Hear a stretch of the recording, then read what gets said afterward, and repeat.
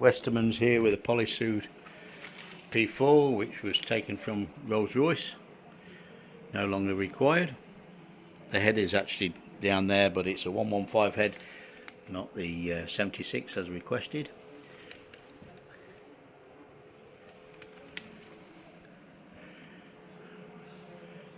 Machine was first turned on and used in 2014, and looking at schedule here,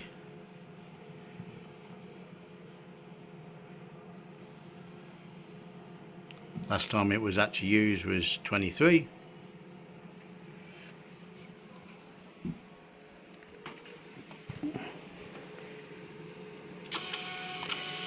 Printer's obviously functioning.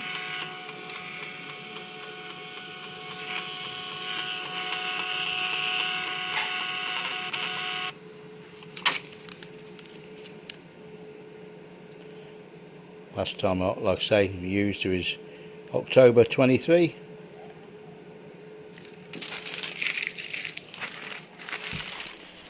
Quick function on this head. Head movement one way, head movement back the other way.